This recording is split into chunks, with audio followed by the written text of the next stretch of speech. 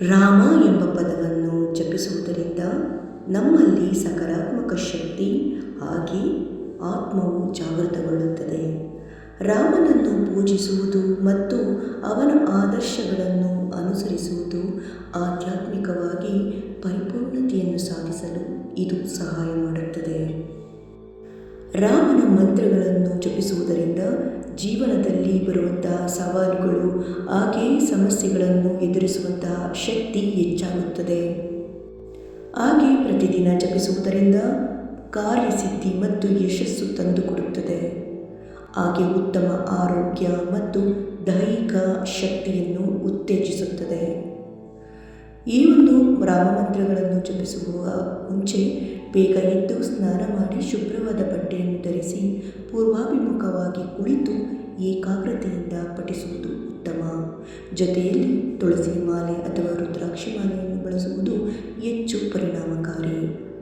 ಹಾಗಿದ್ದರೆ ಈ ದಿನ ಕೇಳೋಣ, ನಕಾರಾತ್ಮಕ ಆಲೋಚನೆಗಳನ್ನು ದೂರ ಮಾಡಿ ಮನಸ್ಸಿಗೆ ಶಾಂತಿ ಕೊಡುವಂತಹ ಮತ್ತು ನಮ್ಮ ಜೀವನದಲ್ಲಿ ಎಲ್ಲ ಸಮಸ್ಯೆಗಳನ್ನು ಎದುರಿಸಿ ಯಶಸ್ಸನ್ನು ತಂದುಕೊಡುವಂತಹ ರಾಮ ಗಾಯತ್ರಿ ಮಂತ್ರ.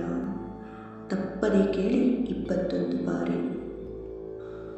ಓಂ ದಶರಥಾಯ ವಿದ್ಮಹೇ ಸೀತಾವಲ್ಲಭಾಯ ಧೀಮಹಿ ತನ್ನೋ ರಾಮ ಪ್ರಚೋದಯಾತ್.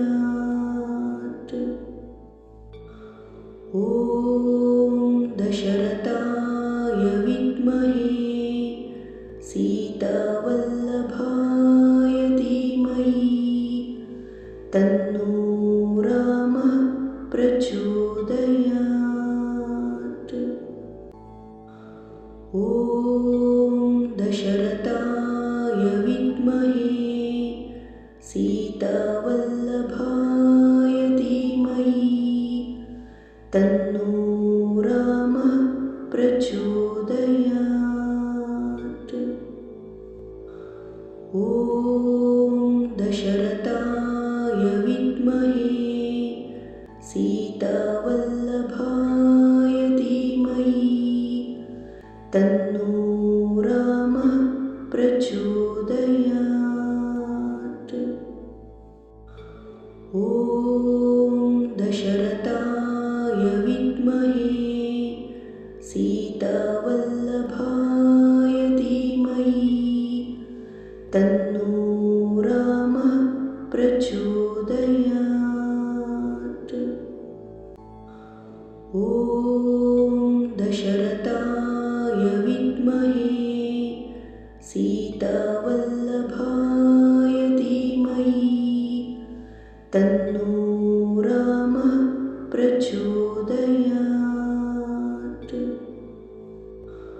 ಓಂ ದಶರಥಾಯ ವಿದ್ಮಹೇ ಸೀತಾವಲ್ಲಭಾಯ ಧೀಮಹಿ ತನ್ನೋ ರಾಮ ಪ್ರಚೋದಯಾತ್.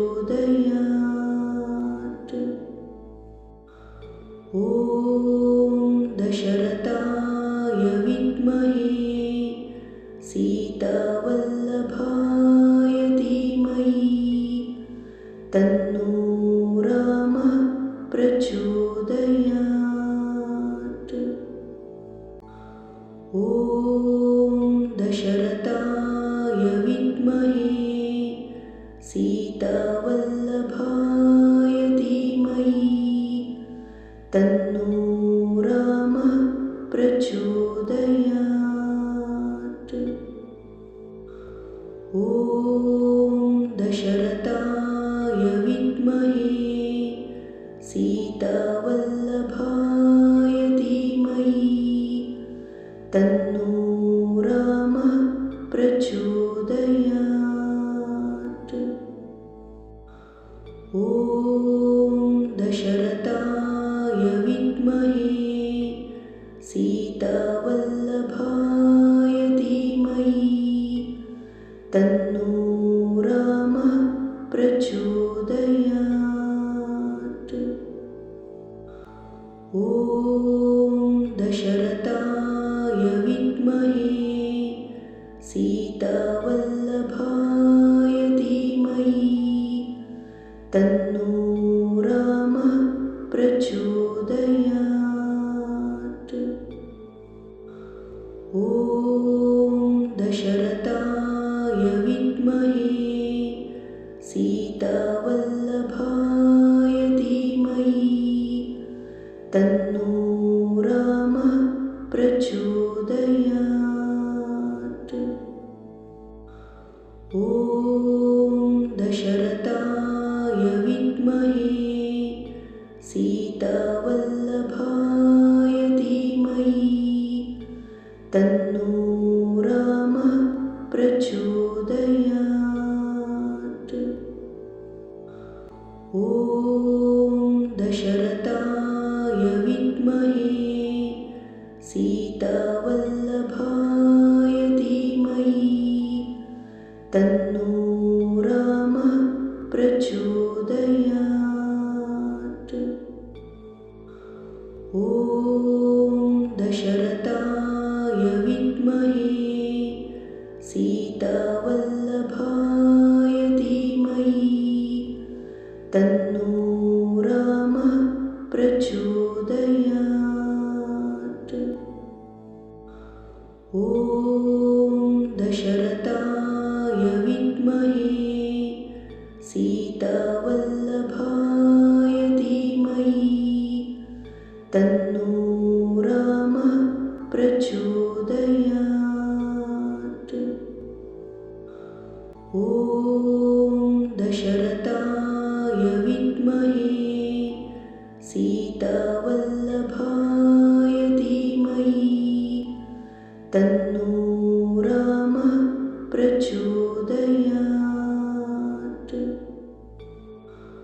ॐ दशरथाय विद्महे सीतावल्लभाय धीमहि तन्नो रामः प्रचोदयात्। ॐ दशरथाय विद्महे सीतावल्लभाय धीमहि तन्नो रामः प्रचोदयात्। ॐ दशरथाय विद्महे सीतावल्लभाय धीमहि तन्नो